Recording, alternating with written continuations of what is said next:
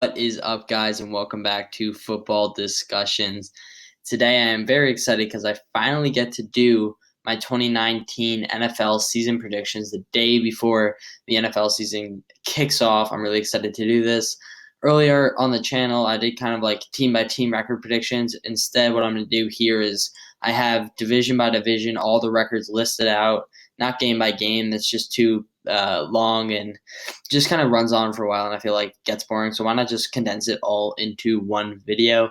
So up first, we're going to do record predictions for each division and team, and then we're going to move right along to what the playoff picture would look like in this scenario.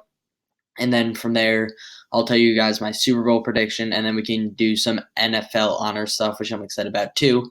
So without further ado, let's get right into it. Starting off with the AFC West, obviously I'm going to go with the reigning MVP leading his team to another divisional title. Patrick Mahomes is going to lead the Chiefs to a 12-4 record. Following right up beside them is the Chargers, going 10-6 this year. Philip Rivers is a very good quarterback, but the team has its struggles. If Melvin Gordon leaves, that's just going to put a bigger toll on Rivers himself, and overall, just that defense always suffers injuries, so it's bound to happen again. But I think the Chargers are still a playoff team, and they still have the potential to make the playoffs, but they're not going to be like 11-5 or 12-4 like they were last year. And then in third, I have the Denver Broncos. I think people are sleeping on this team. They have a top 5 defense in the NFL.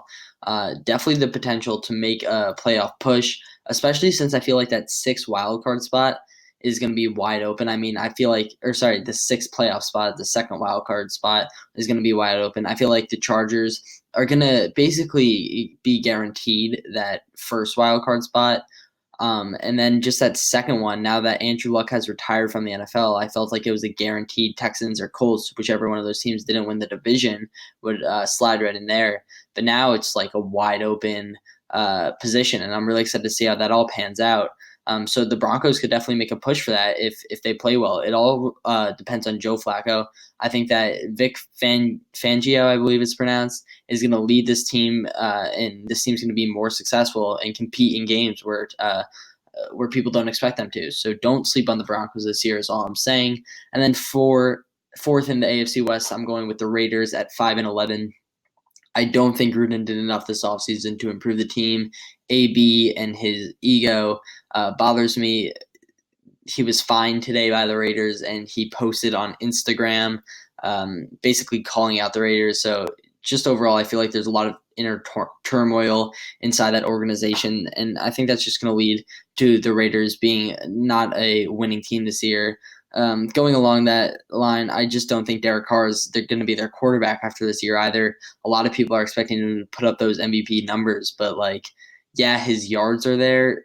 The touchdowns were never there, and his decision making is just awful. He was first in the league last year in interceptable passes, so passes that were, if you look at like the advanced stats from Pro Football Focus, those passes were like awful and should have been picked, but weren't. So I just think Derek Carr is not heading in the right direction in his career, despite what Hard Knocks may trick you. Moving right along to the AFC East, can't go against my man Brady, man. As long as he's in the league, the Patriots are going to win this division one way or another. But then in second place, we have the Jets, really turning around their organization led by young quarterback Sam Darnold. The defense is really what I'm pushing for on the Jets. I feel like a lot of people are overshadowing this defense that's really has a lot of great pieces, whether it's Leonard Williams, CJ Mosley, rookie Quinnen Williams. I just feel like that line and the linebacker core is going to be pretty good over there in New York. But regardless, they're not going to make the playoffs, I don't think. But it's definitely a turnaround, and they're going to start going in the right direction, which I feel like a lot of Jets fans are going to be relieved to have. At 3, we have the Bills at 7-9. That defense will keep them in basically every game they play. Hopefully, Josh Allen develops. I'm really excited to see what Devin Singletary can do now that LaShawn McCoy is out of the picture. But yeah, I think the Bills will go 7-9 this year. it's definitely an improvement from last year. And then, of course, we have the Dolphins. Just traded away Laramie Tunsil, probably the only bright spot on the entire team.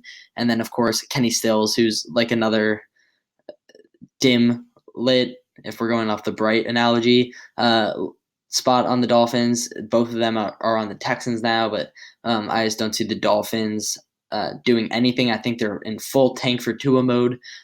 So yeah, I think the Dolphins are going to go 1-15 and be the worst team in the NFL this year. Moving along to the AFC South, this division is going to be heavily contested for the top three teams that you see there. The Texans, I believe, are going to win it at 9-7. Jadeveon Clowney is essential to this team. People don't realize it. Sure, he doesn't put up the sack numbers, but the tackles for loss and his run-stopping ability is unequivocal in the NFL. I mean, this guy is insane. And people just overlook that and look for stats like J.J. Watt has. Like, that's not who he is. He's just a great run stopper inside right end. Like, he plays the edge, but he does what he's supposed to do. So I think this defense is just going to take a step down this year. While I did get protection for Deshaun Watson with Laramie Tunsil, and they got him another threat, I guess, with Kenny Stills, this offense may be boosted. However, one person's not going to change such a bad offensive line. I don't think I'm blanking on his name, but the offensive lineman they drafted is going to be very good. I believe it was Titus Howard. And so I feel like this Texans team is going to be around that 10-6, 9-7 mark. But since this division is going to be so tight this year, I'm going to go with the 9-7. At number 2, we have the Jaguars at 8-8. I think people are sleeping on Nick Foles. This team has a lot of good wide receiver threats that just were never never played well when Blake Bortles was throwing them the ball, but now they actually have like a serious quarterback.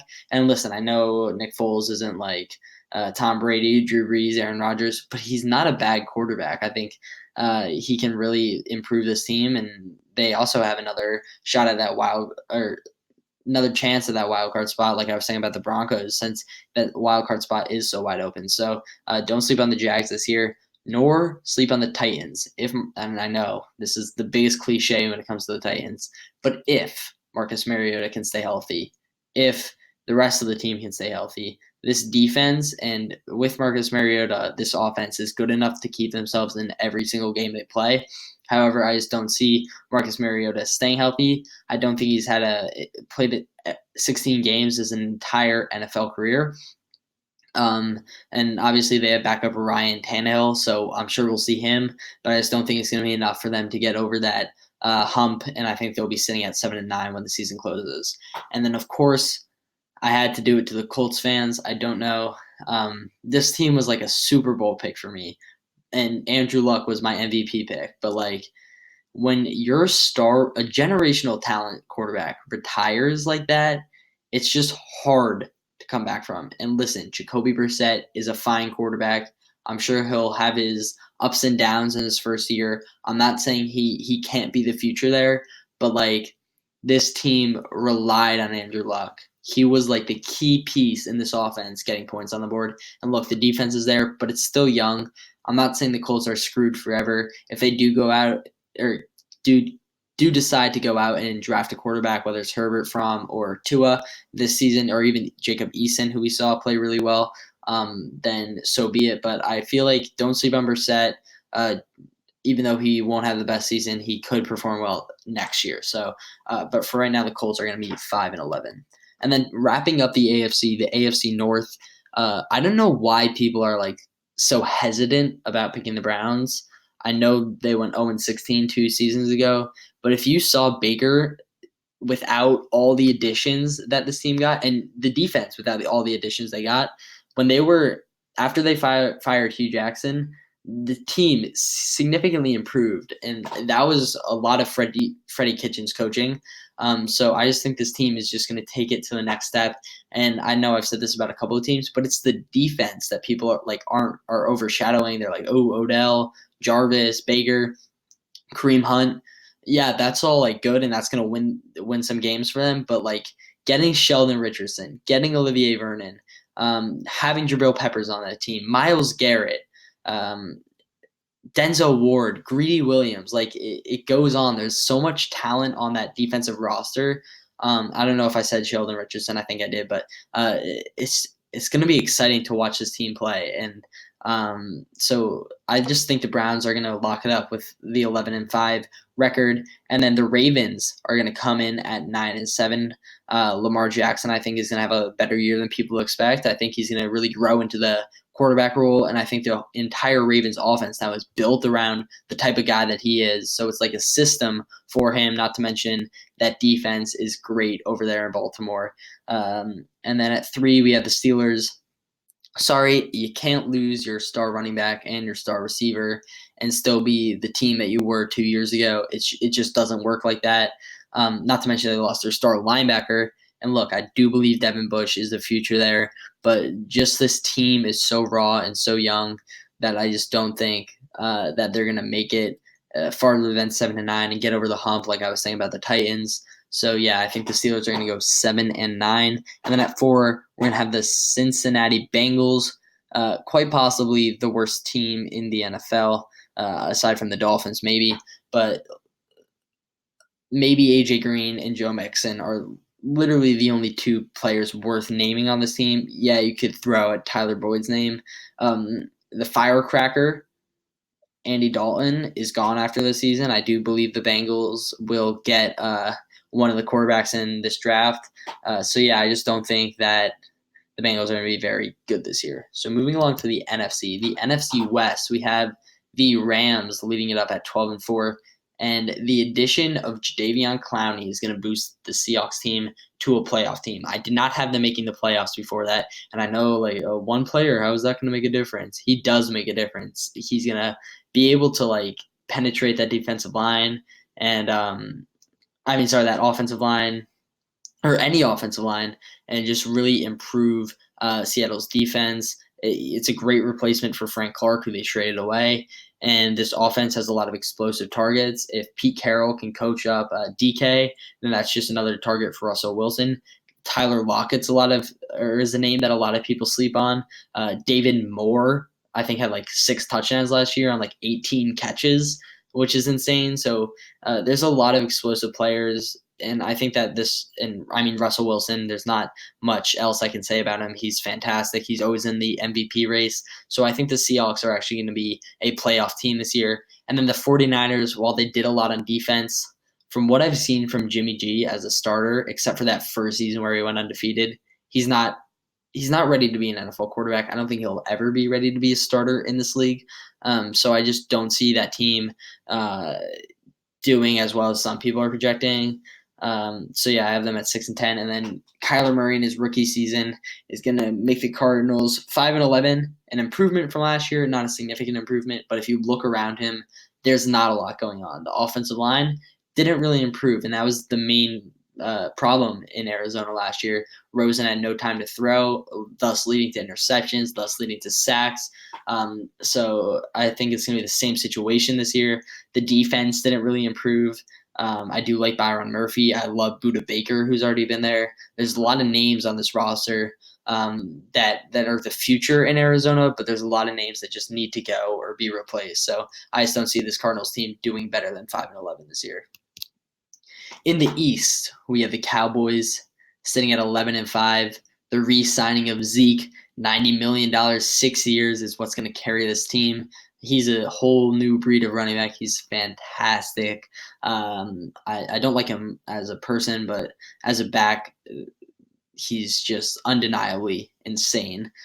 So I think the Cowboys are going to edge out the Eagles for the victory in this division. Eagles not going to have a bad year, but I think Wentz is going to be the issue. I think a lot of people hype him up, especially Eagles fans. If you ever have an Eagles fan in your ear talking to you about Carson Wentz, then you know what I'm talking about. But I just don't think this team is going to be able to win the East. Like I said, not a bad year, 10-6. That's all great, but I think that the Cowboys will win it. And then 3, the Redskins sitting at 7-9. Haskins is going to have a nice rookie season. I'm sure he'll play like 12 or 13 games once Keenum shows his true cards and decides to suck like he did in Denver. And then, of course, you have Geis, who I'm excited to see how he plays. And then this young defense in Washington is something that the Eagles and the Cowboys and the Giants, if they work out the kinks over there, if that's what you want to call it, need to be afraid of. That defensive line is scary good, whether it's Jonathan Allen, Matthew Iodonis, Darren Payne. It's just a lot of good young talent. So I think the Redskins could, if Haskins develops next year, could make a push for the playoffs in 2021. So don't sleep on that. And then, of course, we have the Giants finishing at 5-11. I'm sure at like 6 games, Daniel Jones will come in and he'll play fine. I hated him, or I hated the pick, I should say, by the Giants. I did not believe in Daniel Jones, but from what I've seen in preseason, he's played pretty well. So there's no denying that. But I don't think it's going to be enough to take the Giants anywhere special, because the defense is so bad and the line has its struggles. The receiving core is torn apart, whether it's injury or suspension. So I just think this team's going to get off to a slow start and then not be able to crawl back up and play that well. In the South, we have the Saints at 11-5, and then the Panthers at 10-6. This was a close one, but I had to put my boy Drew at number 1. I think the Saints team is too talented overall. The defense gets better and better every year to sleep on and put a team like the Falcons or the Panthers ahead of them. The Falcons have a pretty tough schedule, which is why they're sitting at 9-7. I think the talent's there, and I think Matt Ryan is phenomenal, but I do think he's just going to regress a little this year and not be the same quarterback that we saw even last year throughout the Falcons struggles, and of course the year before that when they went to the Super Bowl. So I just don't think that Matthew Ryan's the same quarterback anymore. He's still great, but just not that elite level. And then I think McCaffrey's really going to carry this Panthers team to the 10-6 record, so I'm excited to see what they do. And then, of course, the Bucs are going to finish at 5-11. Listen, the Bucs could be a sleeper team. If Bruce Arians coaches up Jameis Winston, he is the quarterback whisperer, and makes Jameis look like he did at Florida State, then this could be a different story in this division. However, right now, from what I've seen, it just hasn't been enough to put the Bucs above 5-11. So I'm going to leave it at that. But like I said, it could be a flip script. So don't sleep on the Bucs. And then in the North, my NFC champs, the Chicago Bears, going 13-3. And listen, I know Trubisky isn't the best quarterback, but he's good enough in Matt Nagy's system to get it done. He will play fine this year, probably have like top 3 passing yards. I think he'll be just fine. And then this running back tandem that people are sleeping on is David Montgomery and Tariq Cohen. I think this is going to be the story of the Bears offense. I think this is what's going to elevate them to the next level, let them win some games. And then, of course, there's the defense, which is just so good. It's so good. Whether it's Khalil Mack, is it Roquan Smith? I wanted to say Raekwon, but I think it's Roquan Smith. Kendall Fuller, it might be Kyle. Of course, I'm forgetting all the names now. But, I mean, the list goes on and on. The secondary is good. The linebacking core is good. And then the defensive line is good with Akeem Hicks leading that group. So this team is just so talented on both sides of the ball. Obviously, the receiving core is where it's a little shallow, but I think the rest of the team will be able to overcome that, and this Bears team will finish at 13-3. And then the Packers, people are saying 7-9, 8-8, even I saw 6-10 for the Packers. You have to remember the struggles and the injuries and the coaching that this team went through last year. Aaron Rodgers is maybe the most talented. I'm not saying he's the GOAT. I think he is more talented than Brady. I think Brady is the better quarterback of all time just because of his accolades. But I think Rodgers is probably the most talented quarterback in NFL history. And people are dragging his name down just because of his performance last year. Yeah, the guy didn't throw that many touchdowns. I believe it was 22 or 24. But he only threw 2 interceptions through all the pressure that he faced, through all the young receivers that he had to go through the defensive struggles. And for the past couple of years, the Packers haven't improved in free agency. But this year they brought in, and the draft, They brought in a lot of good talent. The secondary got boosted with Darnell Savage and Adrian Amos, two huge improvements to this team. And then the whole defense, I believe, elevated to the next level. And I feel like that's what's going to keep the Packers in playoff contention this year. And then at 3, we have the Minnesota Vikings. Kirk, not good against winning record teams. We all know that. So I don't think he's going to be able to take the Vikings to the playoffs. And then, of course, the Lions going 5-11. Until you get rid of Stafford, they're not going to improve. And until they make like a big free agency move, they're not going to improve. Ever since Megatron left that team, they've been trying to find his replacement, and that's how they're like trying to get better. It's just not going to work like that. So I don't think the Lions have it in them to be a playoff team, let alone a winning record team this year. So yeah, that's going to do it for my record predictions. So then that's going to lead us right into the playoff picture. So let's start with the NFC, just because there was a lot of there was 3 teams that could have gotten that 6th spot. But the website that I use to predict the records has an algorithm to decide which of these teams, based on the games that I picked, would get that 6th spot, even though all of them had the same record. So it came down to the Eagles, the Packers, and the Panthers. And mathematically, the Packers got in the spot, and I'm fine with that. I know a lot of people think it should be the Eagles, but like I said, I don't think Wentz is as good as everyone thinks. However, Aaron Rodgers is better than everyone thinks. I know people think he's great, but he's better than great, and I think he's going to show us all and remind us all what he's all about this year and get the Packers into that 6th spot. Of course, you have the Seahawks now with the addition of Jadeveon going 11-5. That might be a little high. I'm pretty high on Jadeveon Clowney, if you guys couldn't tell through this video. But I'm gonna stick them there. I do believe they deserve it. They might be 10-6. They might be 11-5. And then of course you have the Cowboys at 11-5, the Saints at 11-5, the Rams at 12-4, and the Bears at the top of the NFC at 13-3. And then shifting over to the AFC, you have the Chiefs at 12-4, Browns at 11-5. Listen, the Browns, talent-wise, are so much better than the Patriots. I get that they have Tom Brady, but like if you look at the rosters and compare just like on paper, the Browns, talent-wise, are better than the Patriots. So don't get mad when you see the Browns at the 2 spot and the Patriots at the 3 spot.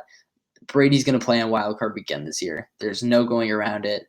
Like, sorry to say, but I just feel like that's how it's going to go down. And then, of course, you have the Texans, who win the South at 9-7, and then the Chargers slide in at that first wild card spot, sitting at 10-6, and then the Ravens get the last wild card spot in the AFC at 9-7. That, like I said, that spot's wide open, but I do think the defense is good enough in Baltimore to bring them to another playoff appearance. So there you go. That is your NFL playoff picture. And then the Super Bowl comes down to the Chiefs versus the Bears, and I'm going to have to go with the Bears. I think the Bears are going to win the Super Bowl this year. They're just such a talented team on both sides of the ball. I do think the defense is just going to be too much to overcome for Patrick Mahomes in this big game. He'll get his eventually, but I think it's Khalil Mack's turn and this defense's turn. So Matt Nagy is going to get his team a Super Bowl this year. Moving right along to NFL honors, starting with the MVP of the league, my prediction is Drew Brees. I do believe that he deserves it. He's fantastic. What a guy. Like, there's so much you can say about him. He is really just such a leader on that Saints team, and I really think that's why he deserves to be MVP. If he leads his team to another 11-5 record, leads the NFL in yards or is up there in touchdowns, then I do think that he'll skyrocket and win MVP. So I'm really excited to see what type of season he can have. So let's move right along to Defensive Player of the Year. It's going to be Khalil Mack. As much as I love Aaron Donald and think he's fantastic, in my prediction, obviously, I have this Bears defense carrying this team to a Super Bowl. So why not have the leader and the core of this defense win Defensive Player of the Year? It just makes sense. He'll lead the league in sacks. There's no doubt in my mind. Probably like 17 plus around there. I think followed up by Von Miller this year and then Aaron Donald. I don't think Aaron's going to be able to recreate what he had last year, but that's besides the point. So Khalil Mack winning Defensive Player of the Year. Offensive Player of the Year is going to be Christian McCaffrey from the Carolina Panthers. The Panthers have already emphasized their point that they're going to make their offense based around Christian this year, get him as much touches as possible. If this kid puts up another 1,000-yard rushing, 1,000-yard receiving type of season, then he just deserves to win Offensive Player of the Year. He's so talented, and I think that he'll really blossom into a superstar this year. Offensive Rookie of the Year. If I'm going Bears, I'm going to go Bears, baby. David Montgomery. I believe the quote from Matt Nagy today was, "It's like we're pinching ourselves." That's how good this guy is. They just don't believe how talented Montgomery is and how good he looks. So I think that if this team goes off and if they win a lot of games and if Montgomery puts up the numbers, then he'll win it over Kyler or Haskins or even DJ, because those teams aren't on winning teams, or those players aren't on winning teams. So I think that's going to give Montgomery the edge as long as he has the numbers to back it up. And then Defensive Rookie of the Year, I'm going with Devin Bush, linebacker from the Steelers. I think he's going to lead rookies in tackles.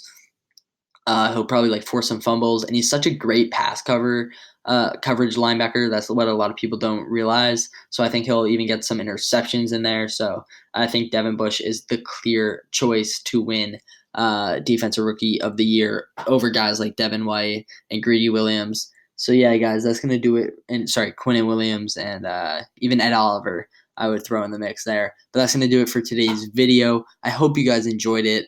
If you did, please leave a like. If you're new here and you like this content, please subscribe, and we'll see you guys next time.